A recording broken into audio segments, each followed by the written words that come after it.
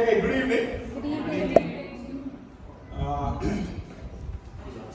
So a little bit about me. I currently work as the head of corporate HR for Jockey India, and also the chief learning officer. Gopal and me have similar interests. So I'm a professional coach, more into career coaching. Written a book called Career Trek about a year ago. Again, similar as another author here. You spoke about your book? Yeah, Briefly. Okay.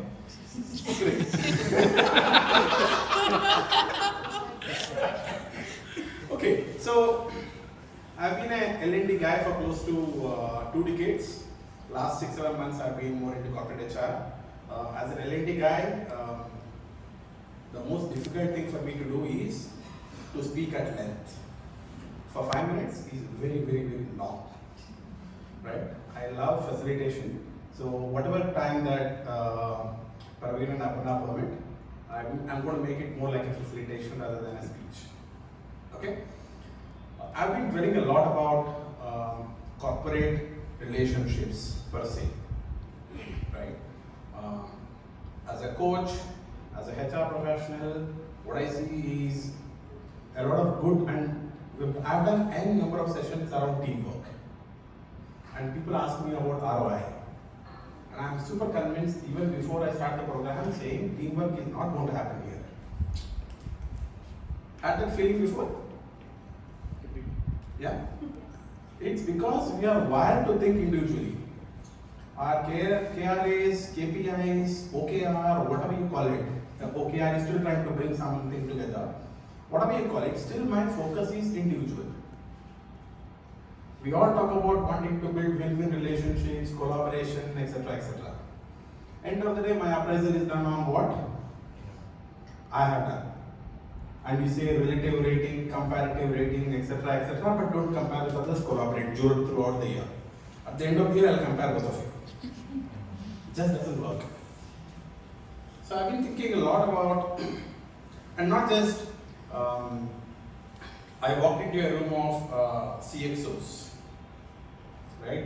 You have chief financial officer, information officer, product officer, all of them.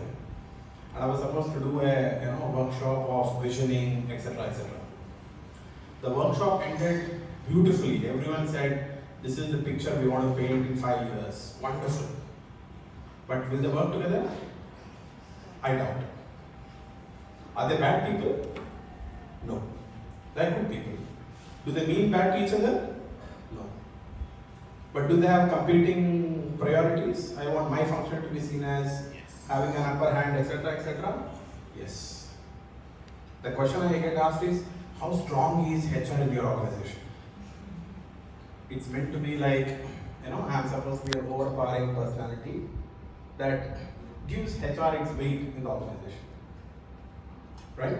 That's where I felt all the relationships have this undercurrent of one-upmanship, being seen as, first among equals. All these competing interest priorities is where the relationships or collaboration or teamwork sort of suffer. Agree with me? Okay? Okay, so I have, this is a quote that I really liked. If you don't like someone, please remember that the feeling is mutual. Right? I hear gossip. That guy, just doesn't work. Just storytelling, no substance.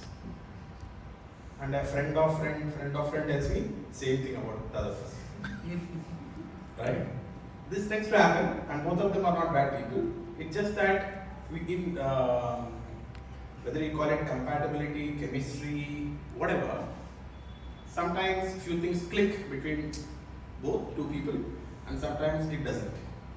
When it doesn't, that's the beginning of a complex, messy equation which you can't avoid. Right? So, a reflection, what I would like each one of you to do, you can make a note in your mobiles or a sheet of paper, wherever. Please write down 3 challenging relationships you had at work. I'm not asking you to. I will not ask you to share names. But for your own relatability, please list out names. 3 difficult relationships you had at work. Think through. Make a note. Don't leave it in a verbal or thought note. Just write down somewhere. Message yourself or message the person saying, I'm thinking about you, but not for good reasons. Yeah? These 3 names should not be difficult because they will be on top of the name. Yeah? Okay. Now the second one is more important. Think of reasons why that relationship or equation became a difficult one. Just list out 3.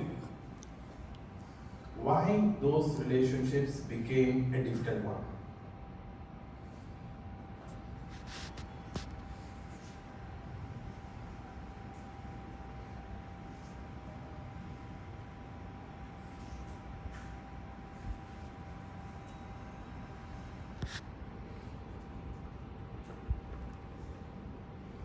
Now?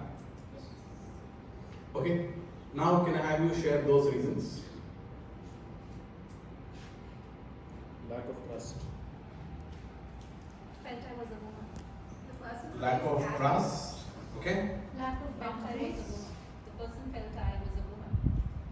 You were a woman. Yeah. Okay. It Just would have been a different equation. Bias. If it would have been a man. Bias. bias. But what did not work?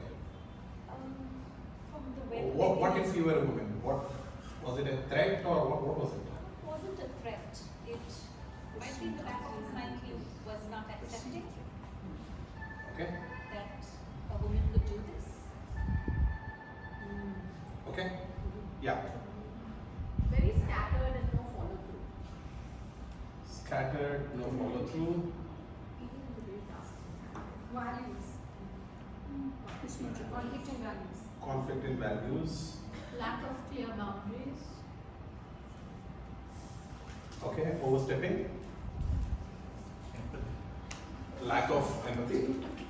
Way more agentic than Okay. we should. Way more Well done, someone listened. Very +1 to Navita. Yeah. I didn't like the person. For what? If I may ask. I don't know why. I didn't like. Why? Why you love the person? I don't know. I can understand. Why you didn't like there must be something. Vibes, maybe. Why? You very tricky. Sorry.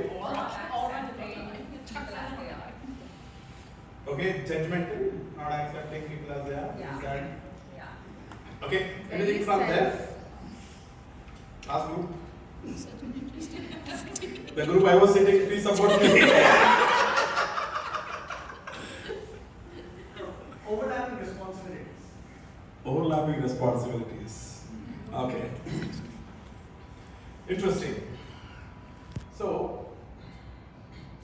let me share my 2 troubled relationships. Can I take a picture? I'm recording it. Back one.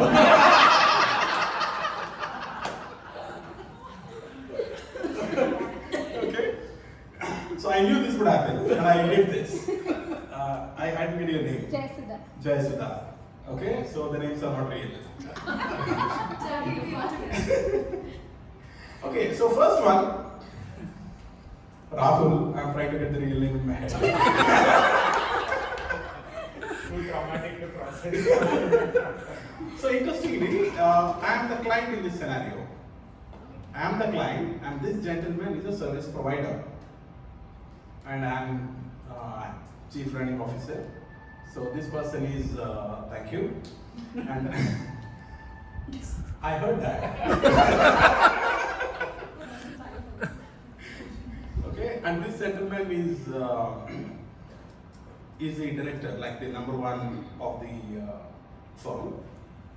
right? One of the it's a big firm, training providers. So we were engaging in a contract, and we did the first program, and he reached out to me saying, let's do the second program. I was like, yeah, fine, we'll plan it out. Not you, okay?